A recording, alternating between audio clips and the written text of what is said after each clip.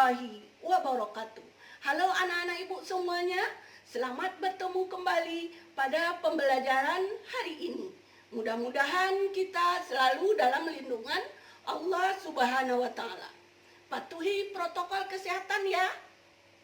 Nah, sebelum mulai, marilah kita sama-sama membaca basmalah. Bismillahirrahmanirrahim. Selamat mengikuti video ini. Terima kasih.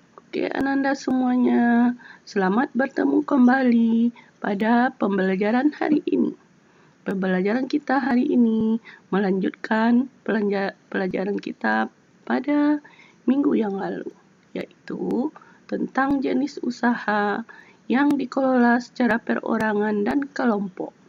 Muatan IPS, tema 2, subtema 3. Oke, kita lanjutkan ya.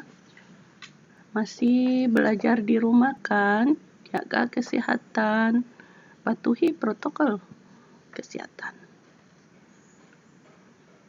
KD kita kali ini adalah 3.2, 4.3. Dengan tujuan pembelajaran, yang pertama, setelah menonton video ini, diharapkan Ananda dapat membedakan jenis usaha ekonomi yang dikelola perorangan ataupun kelompok.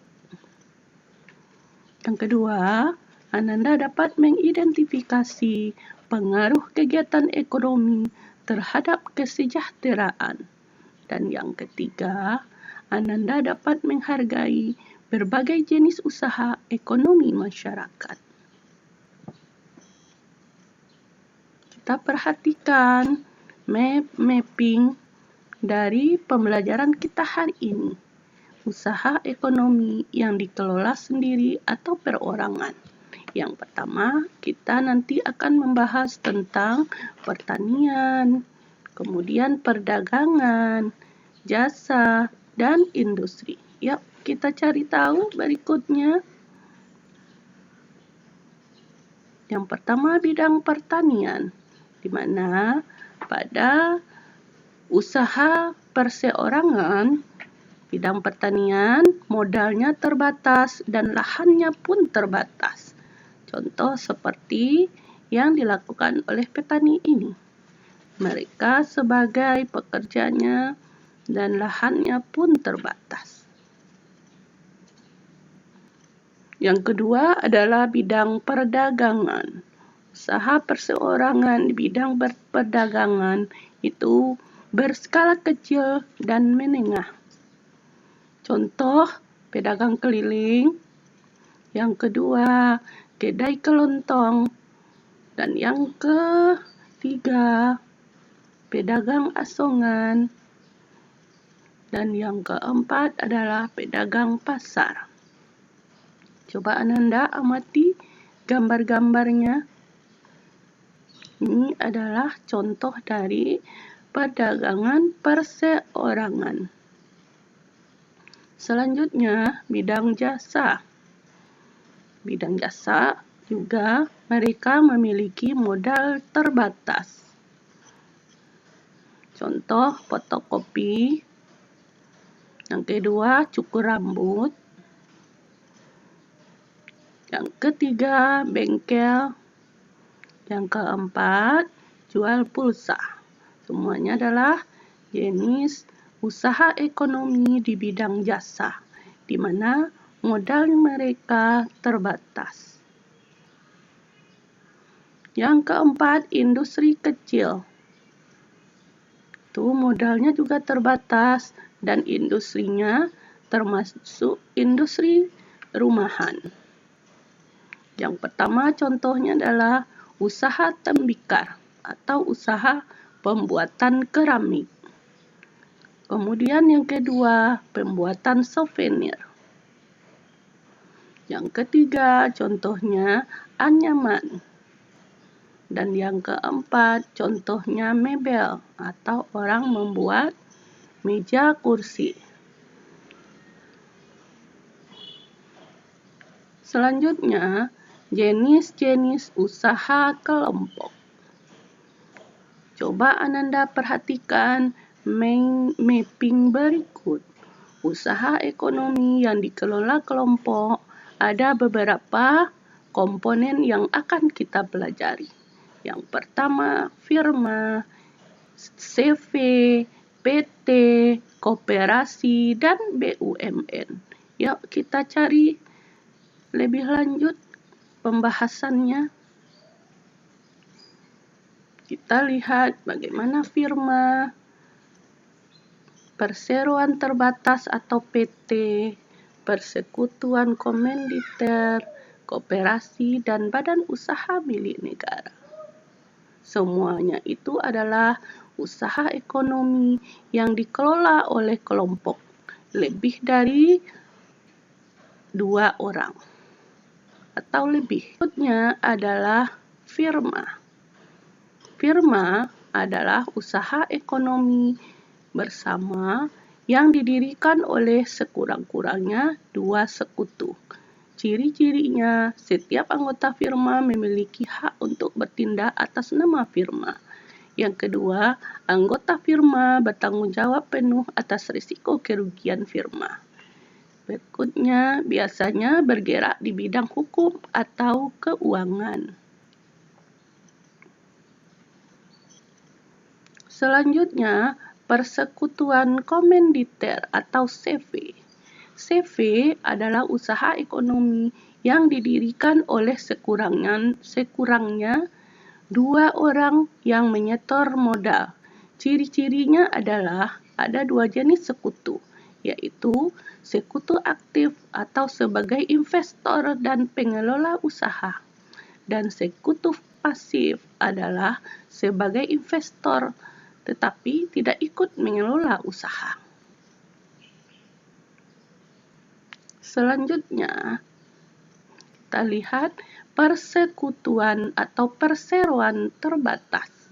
Artinya, perseroan terbatas adalah usaha bersama yang modalnya berupa kumpulan saham.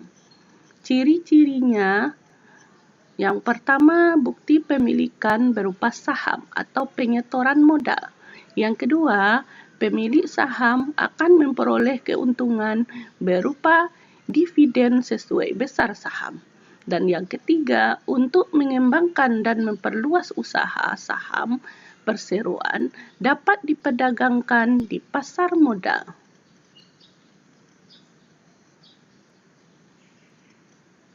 Koperasi. Koperasi adalah badan usaha yang beranggotakan orang-orang atau badan hukum koperasi. Ciri-cirinya adalah usaha bersama berdasarkan asas kekeluargaan. Kemudian, bertujuan untuk kesejahteraan anggotanya. Ini merupakan tujuan utama dari koperasi. Selanjutnya kita lihat lambang koperasi. Koperasi itu berdasarkan Undang-Undang Dasar 1945 Pasal 33 Ayat 1, di mana isinya bahwa koperasi itu berasaskan kekeluargaan. Bapak koperasi kita adalah Dr. Andes Muhammad Hatta. Inilah lambang dari koperasi. Selanjutnya, tujuan koperasi. Berdasarkan undang-undang yang mengatur koperasi pada pasal 33, koperasi memiliki tujuan untuk mensejahterakan anggota pada khususnya dan masyarakat pada umumnya, serta ikut membangun tatanan perekonomian nasional dalam rangka mewujudkan masyarakat yang maju, adil, dan makmur berdasarkan Pancasila dan Undang-Undang Dasar 1945.